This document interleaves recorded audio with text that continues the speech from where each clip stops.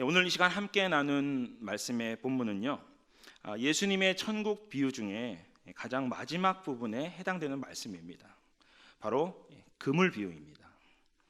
예수님께서 이 비유를 말씀하시는 곳은 갈릴리 바다였습니다.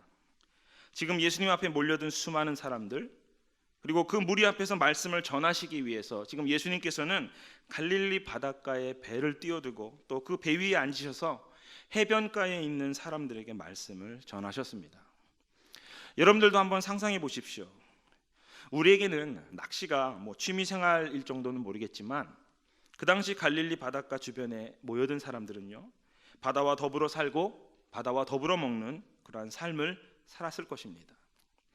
즉 그들에게 있어서 그물은 실제적인 삶의 도구였다는 것입니다. 그래서 그들은 고기 잡는 방법을 너무나 잘 알고 있었습니다.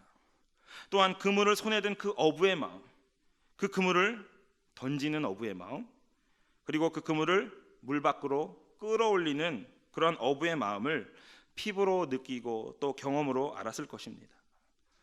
바다와 그물 그리고 물고기는 지금 이들의 삶의 일부이자 삶의 실제이고 삶의 현장이었다는 것입니다. 그런 사람들에게 지금 예수님께서 말씀하십니다. 본문 47절 말씀인데요, 우리 다 함께 낭송하도록 하겠습니다. 47절 말씀입니다. 시작.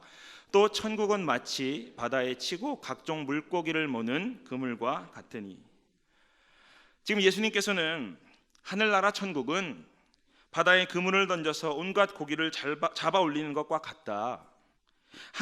하나님의 나라는 그물이다라고 말씀합니다. 우리가요, 이 말씀을 좀 이해하기 위해서는 먼저 고기잡이에 대한 당시 배경을 좀 이해할 필요가 있습니다.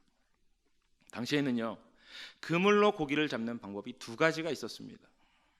첫 번째 방법은 예수님께서 베드로와 안드레를 부르시기 위해서 그들을 찾아가셨을 때 그들이 사용했던 그물입니다. 암페플러스트론이라는 그물인데요, 흔히 이것을 손그물이라고 생각하시면 됩니다.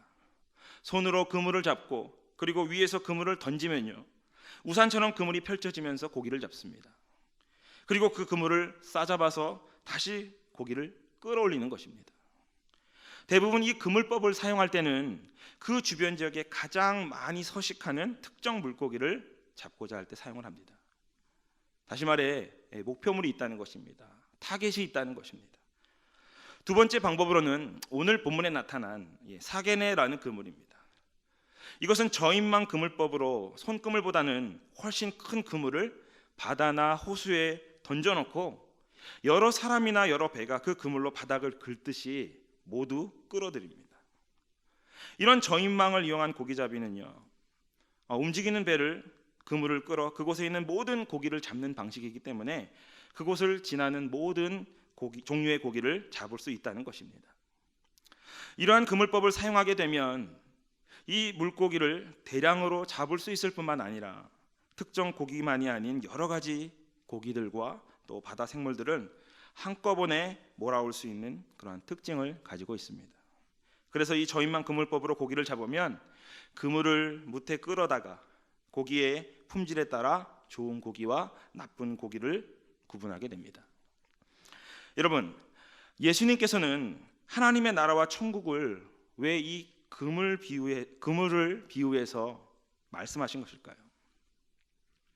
이 저인망 그물을 사용하는 어부의 의도는 일단 고기의 모든 종류와 크기, 그 품질을 가리지 않고 최대한 모두 잡겠다라고 하는 그 의지를 가지고 있습니다.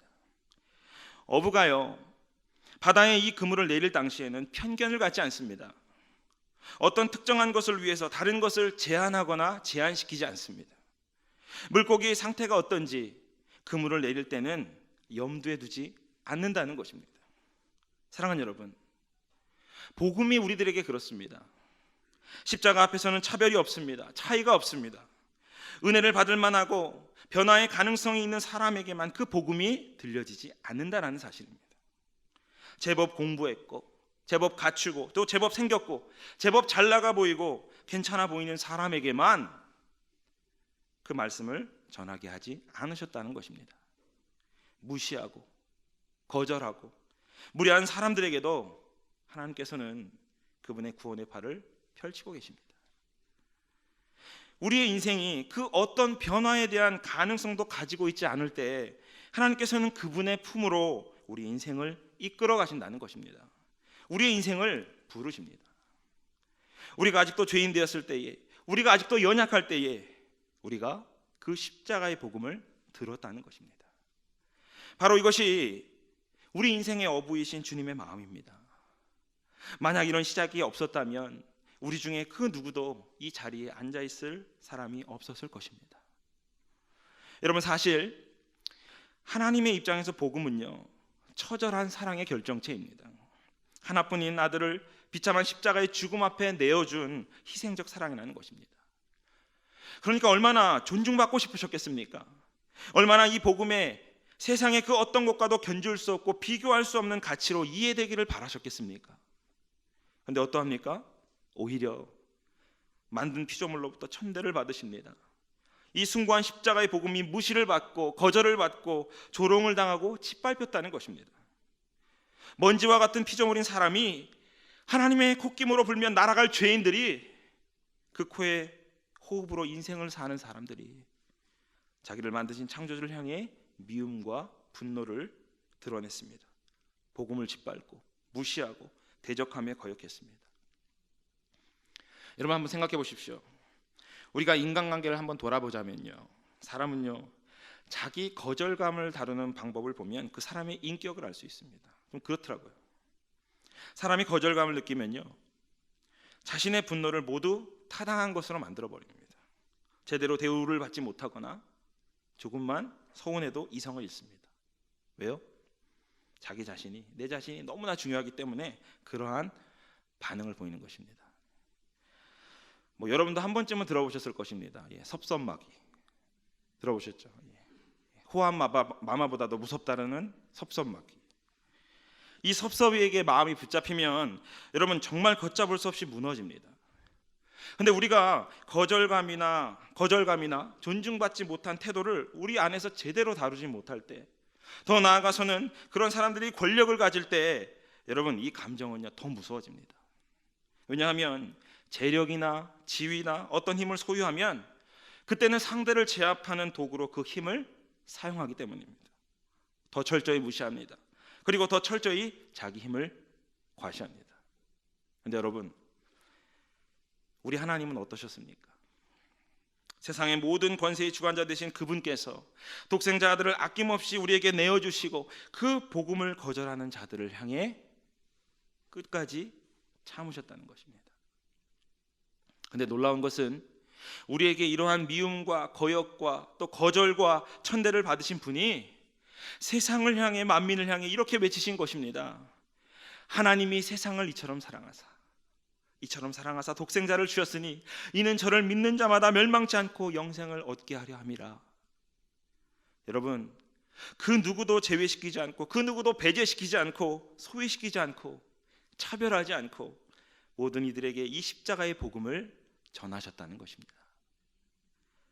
여러분에게도 동일하게 적용됩니다. 그 기다림, 그 인내, 그분이 품어주시는 사랑이 동일하게 적용된다는 사실을 믿으시기를 주님의 이름으로 축원합니다. 우리는 하나님께서 말씀하시는 이처럼이라는 이 말씀 안에 담긴 하나님의 놀라운 그 사랑의 넓이와 깊이와 그 높이를 측량할 수가 없습니다.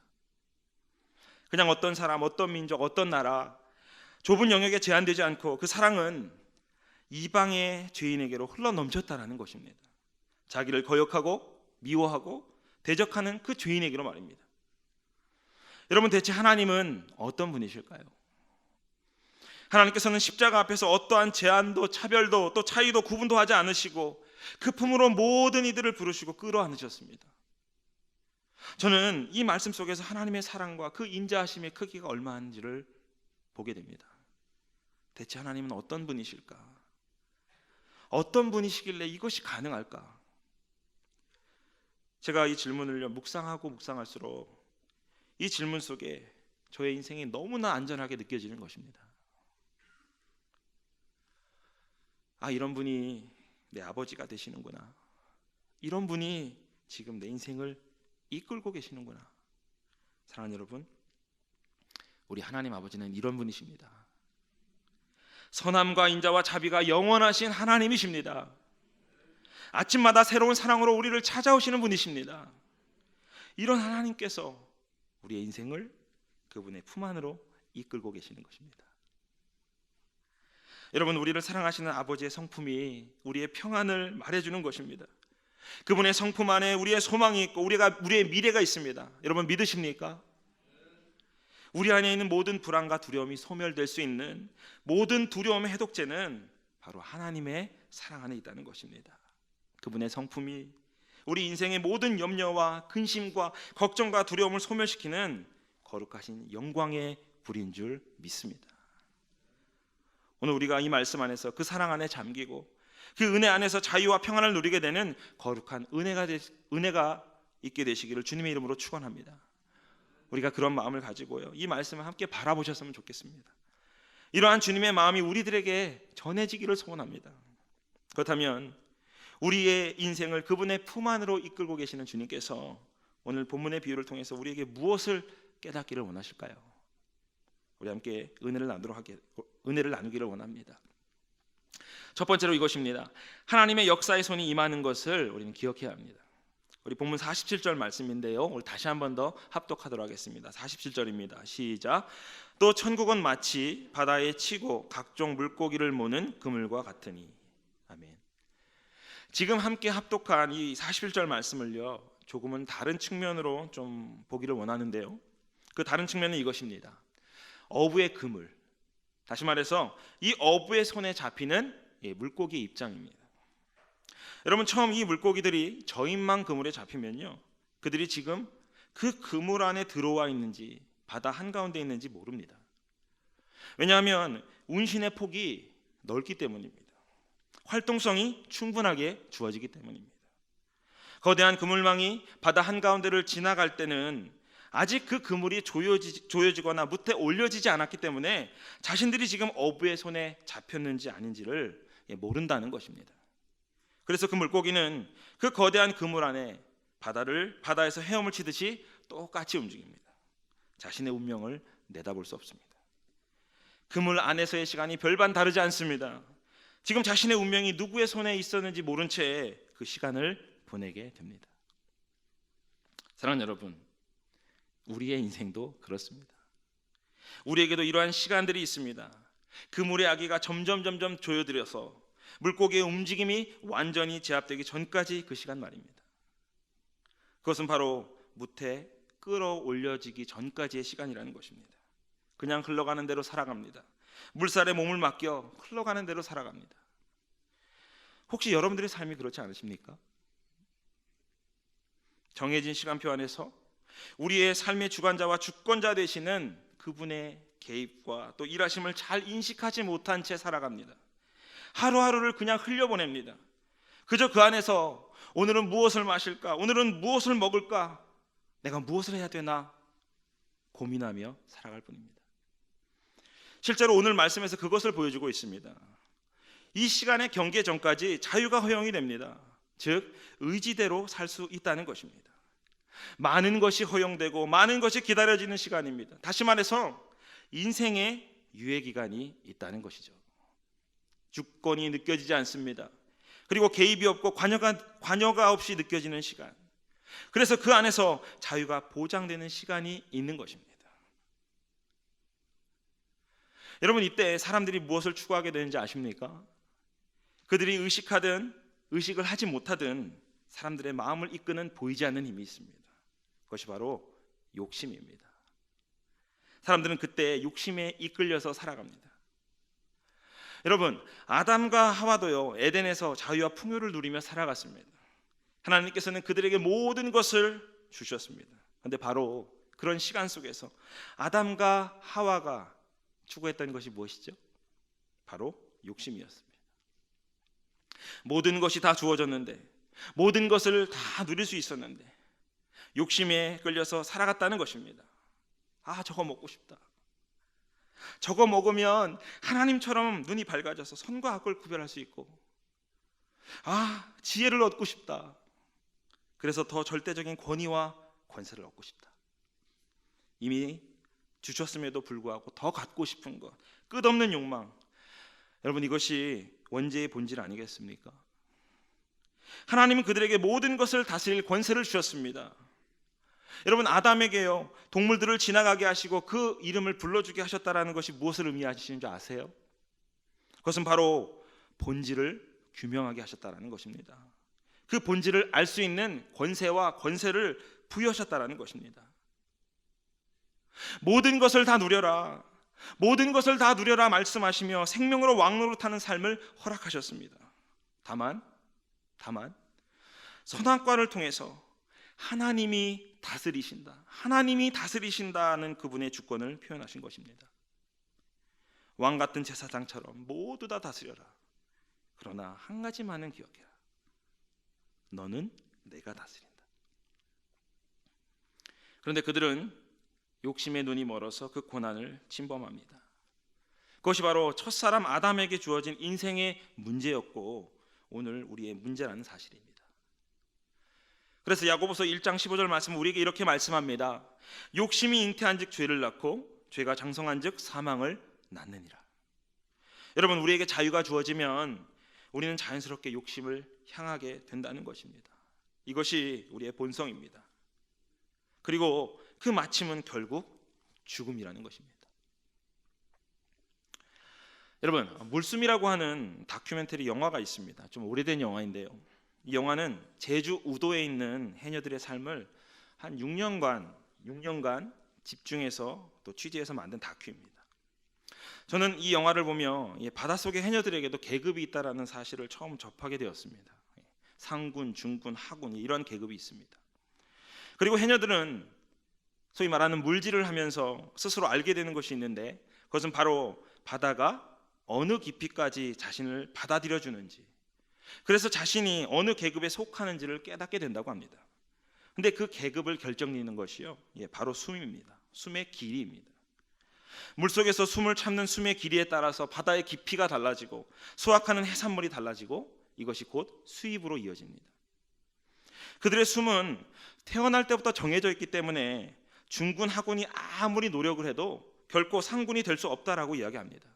그래서 해녀들이라면 누구나 자신의 숨의 한계를 알고 있기 때문에 숨이 막바지에 이르기 전까지 바다를 빠져나옵니다. 그러나 언제나 남보다 빨리 더 많이 가지기 위해서 자신의 숨을 넘어서고 싶은 그 욕망에서 자유롭지 못하다고 합니다. 이 다큐에서 해녀들이 들려주는 이야기가 있습니다. 이제 숨이 다 끝나서 이제 숨이 끝나갑니다. 근데 물 밖으로 나오는 순간 발견하는 것이 있어요. 전복을 발견하는 거예요. 전복이 그들의 눈에 보이는 거예요. 근데 신기하게도 이 상군의 베테랑 해녀들도 물 밖으로 나간 후에 다시 들어가서 방금 전에 보고 간 그 자리를 다시 찾아가도 그것을 결코 발견할 수 없다고 합니다. 그러니까 어떻게 되겠습니까? 바로 눈앞에 보이는 것을 놓쳐서는 안 된다라고 하는 그 집착이 그들 가운데 생기게 되는 것입니다. 마지막 호흡을 헐떡거리면서까지. 여러분, 사람은요, 이 눈에 보이는 것에 집착을 하면 헤어나오지를 못합니다. 눈에 보이는 그 욕심, 그 집착에 사로잡히면 결국 자신의 한계인 그 숨의 길이를 넘어서게 만든다는 것입니다. 그리고 바로 자신의 숨의 길이를 넘어서는 순간 먹게 되는 숨이 있는데 그 숨이 바로 물숨입니다. 이 물숨을 먹으면 물에서 숨을 쉰다라는 의미이기 때문에 목숨을 잃게 되는 것입니다. 이 다큐를 촬영하는 동안에도 5명의 해녀가 물숨을 먹고 목숨을 잃는 장면들이 담겨 있습니다. 그래서 물숨은 잘라내지 못한 그 욕망의 상징이고 해녀들이 가장 무서워하는 것이 되는 것입니다. 해녀들이 그 욕심에 사로잡히기 전까지는, 그래서 물숨을 먹기 전까지는 바다는요, 그들에게 있어서 생명의 보고였습니다. 그들이 원하는 대로 모든 것을 내어주는 원천이었습니다. 그런데 바로 이 욕망을 다스리지 못하는 그 순간, 그 욕심을 제어하지 못하고 자신의 한계를 잇는 그 순간, 그것이 바로 죽음의 장소가 되는 것입니다. 그래서 그들은 이렇게 표현합니다. 바다 안에는 이승과 저승이 있다. 바다 안에는 이승과 저승이 있다. 사랑하는 여러분, 욕심을 제어하지 못해 물숨을 먹고 바다에서 삶을 끝내게 된 그 해녀들처럼 우리의 인생이 그렇습니다. 오늘 우리가 읽은 본문 말씀에서 그물이 던져지는 바다는요, 세상을 의미합니다. 세상 안에서 사람들이 자기 자유의지대로 삶을 살아갑니다. 결국 자신에게 주어진 자유로 본인이 추구하는 그 욕심을 향해 산다는 것입니다. 여러분, 우리는 하나님께서 그분의 심판의 때를 선언하기 전까지, 그 그물이 무트로 올려지기 전까지 우리 안에 일어나는 이 욕망의 숨을 자르는 시간을 우리는 가져야 합니다. 우리에게 얼마만큼의 자유가 허용되고 의지대로 살아가는 그 시간이 주어졌을 때 우리의 자유가 그 욕심이 죽음을 쫓아가지 않도록 끝없이 경계하는 일들이 우리 삶 가운데 필요하다는 것입니다. 여러분, 우리가 이 욕심을 다스리지 못하면 결국 우리의 삶을 놓치게 되어 있습니다. 우리의 영혼이 그 물숨을 먹고 마는 것입니다. 그래서 우리는 욕심을 붙잡을 때 또 다가오는 결과를 또 알아야 합니다. 즉, 우리의 결국을 인식하며 사는 것이 우리에게 필요하다는 것입니다. 이 시간 우리 모두에게 그 마지막 때를 볼 수 있는 그 영적 눈이 열릴 수 있게 되시기를 주님의 이름으로 축원합니다. 어부가 그 그물을 점점점 조이기 시작할 때, 그물을 물가로 끌어낼 때, 여러분, 그때 물고기들은요 어떤 압력을 느끼기를 시작합니다. 보이지는 않지만 어떤 강한 힘에 이끌려 지금 자기들이 건져 올려주고 있다는 것을 느끼는 것입니다. 그러면 그물 안에 있는 물고기는 더 이상 자기 마음대로 헤엄을 치지 못하게 됩니다. 곧 운명의 시간이 다가오는 것입니다. 왜냐하면 그물 안에 있는 그 물고기들도 운신의 폭이 줄어들기 때문에 그들의 입장에서는 격변하는 상황을 맞이하게 되는 것입니다. 여러분, 하나님께서 그 역사의 줄을 움켜쥐고 그 자기의 그 때에 따라 그것을 잡아당기십니다. 우리는 그러한 순간을 만나게 되면 그런 하나님의 역사의 손이 우리에게 임하고 있다는 것을 느끼게 됩니다. 그리고 바로 그때 본연의 위치로 돌아가게 됩니다. 그때 겸손을 되찾게 됩니다. 고대 로마에는 개선 장군을 위한 한 가지 관습이 있었다고 하는데요, 네 마리의 말들이 이끄는 그 마차가 거리 곳곳을 다니면서 수많은 인파의 박수와 또 갈채를 받을 때 재미난 것은 노예가 장군 옆에서 이렇게 계속해서 속삭입니다. 뭐라고 속삭이냐면, 장군님은 어디까지나 인간입니다. 장군님도 언젠가는 죽게 될 것입니다. 이 말을 계속 속삭입니다. 여러분, 이 끝을 알아야 사람이 일희일비하지 않게 됩니다. 겸손을 지키게 된다라는 것입니다. 자기 인생이 역사의 끝을 인식하며 자기 인생을 경험하게 살게 되는 것입니다. 물질도 영광도 권력도 지금 그 그물이 올려지는 그 순간에 아무 의미가 없다는 것을 알게 될 때 우리는 비로소 집착으로부터 자유를 얻게 되는 것입니다. 여러분, 이것이 여러분 마음속에 실질적인 사건으로 느껴져야만 오늘 말씀에서 우리 가운데 각성하게 하시는 그 길을 우리가 동일하게 걸어갈 수 있는 것입니다. 세상의 끝도 그렇습니다. 최근 코로나로 인한 너무나 두려운 많은 소식들이 우리에게 전해지고 있지 않습니까?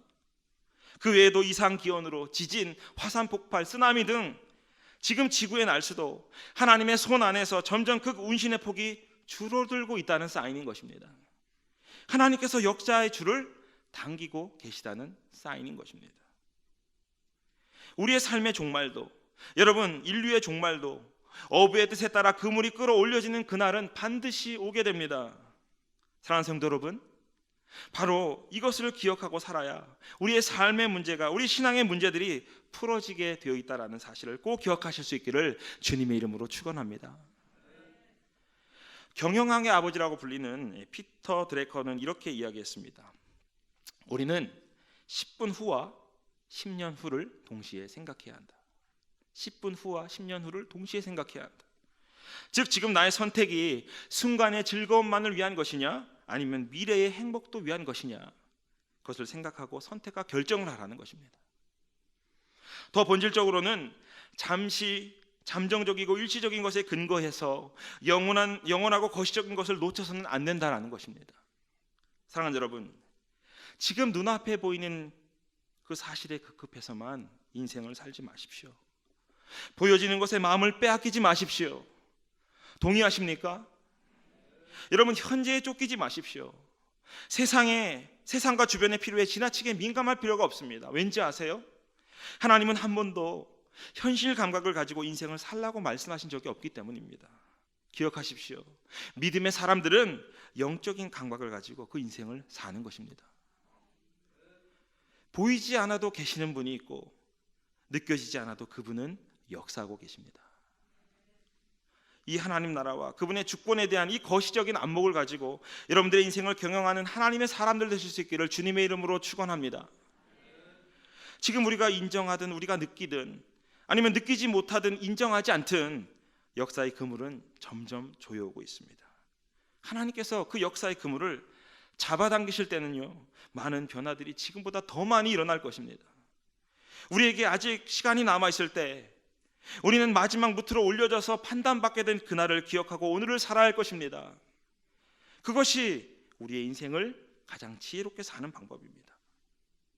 오늘 저와 여러분 가운데 그 은혜가 있게 되실 수 있기를 주님의 이름으로 축원합니다. 영원한 삶 앞에서 오늘의 삶을 살 수 있는 영적인 눈을 가진 하나님의 사람들로 그 믿음의 길을 걸어가시기를 주님의 이름으로 축원합니다. 두 번째는 이것입니다. 우리 인생의 진정한 가치는 예수 그리스도임을 우리가 기억해야 합니다. 우리 본문 48절에서 50절 말씀인데 우리 다시 한 번 더 합독해서 읽겠습니다. 48절입니다. 시작. 그물에 가득함에 물가로 끌어내고 앉아서 좋은 것은 그릇에 담고 못된 것은 내버리느니라. 세상 끝에도 이러하리라. 천사들이 와서 의인 중에서 악인을 갈라내어 풀무불에 던져 넣으리니 거기서 울며 이를 갈리라. 아멘. 지금 그물에 가득 차매라고 말씀하고 있습니다. 사도 바울이 로마서에서 이야기하고 있는 이방 사람의 그 충만한 수가 차기까지 하나님께서는 그물을 풀어두시지만 충만한 수가 차고 나면 역사의 그물은요 올려집니다. 역사의 심판자가 그 그물을 당기면 그것은 바로 역사의 완성이요 또 종말에 이루어질 현상들이라는 것입니다. 그렇다면 그때 어떤 일이 일어날까요? 여러분 어떤 일이 일어날까요? 여러분들이 생각하는 일이 일어납니다.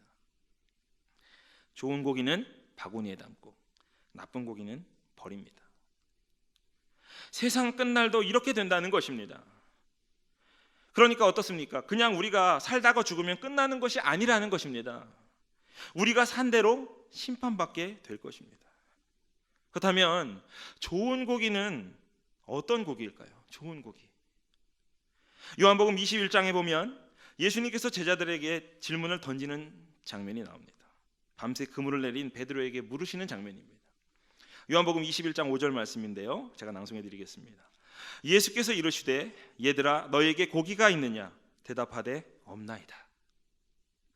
지금 예수님께서 제자들에게 얘들아 고기를 너희가 물고기를 좀 잡았느냐라고 그렇게 물으시죠.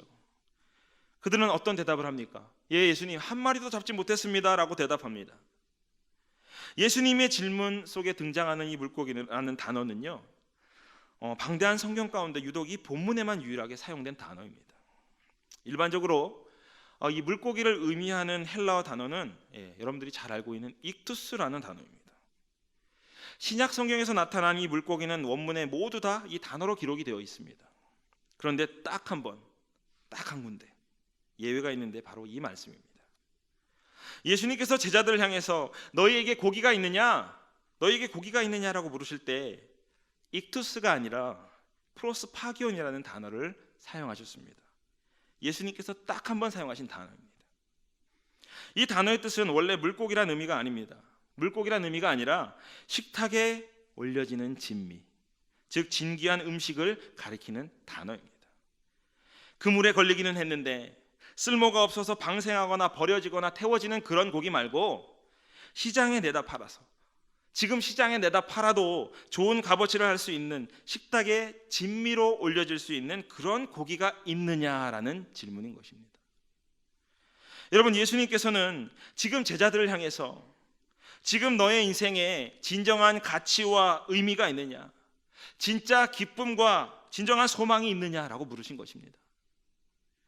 여러분의 인생에, 너의 인생에 식탁으로 올려질 만큼 진귀하고 가치를 부여할 만한 것이 있느냐라는 질문입니다. 이 질문에 여러분들의 대답은 무엇입니까? 여러분들의 인생에 진짜 참 기쁨과 참 사랑을 얻으셨습니까?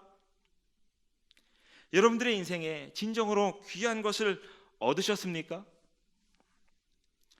오늘 그것을 우리에게 묻고 계시는 것입니다. 그리고 주님은 세상 끝날에도 동일하게 질문하실 것입니다. 너의 인생이 좋은 곡이었니? 가치 있고 의미가 있었니? 기억하십시오. 그 어느 누구도 이 물음에 그냥 지나칠 수 없습니다.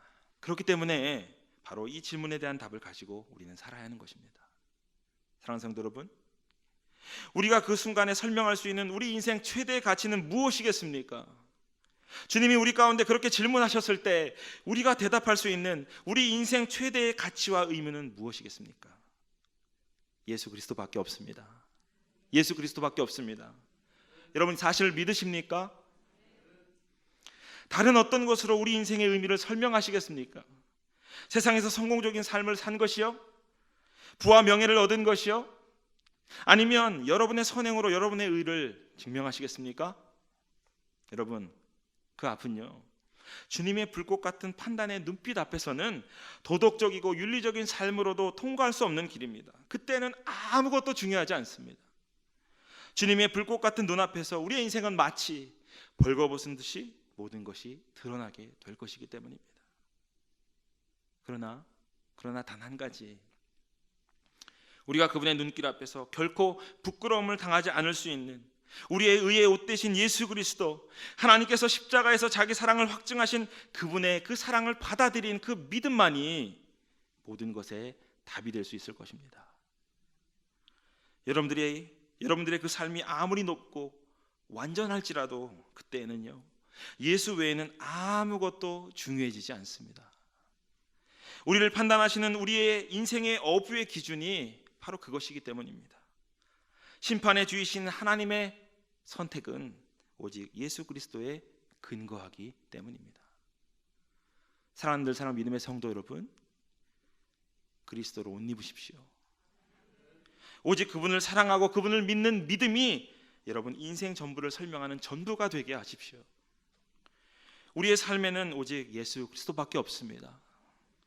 오늘 우리가 그것을 미지하고 멀고도 먼 영원한 시간으로 느끼든 느끼지 못하든 언젠가 그날은 반드시 오게 될 것입니다. 개인의 인생이든 이 세상의 모든 역사든 바다에서 건져 올려져서 그 어부의 손에 판단을 받는 시간이 반드시 올 것이라는 사실입니다. 그때까지 오직 예수 그리스도로 사십시오.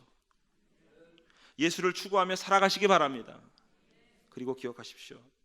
우리의 인생이 지금 그분의 거대한 역사의 그물망 안에 있다라는 사실을, 그분의 거대한 사랑의 손 안에 있다라는 사실을, 보이지 않아도 역사를 주관하시며 우리의 삶을 인도하시는 그분의 주권을 의식하면서 우리가 겸손하게 그분의 손 안에 거해야 하는 것입니다.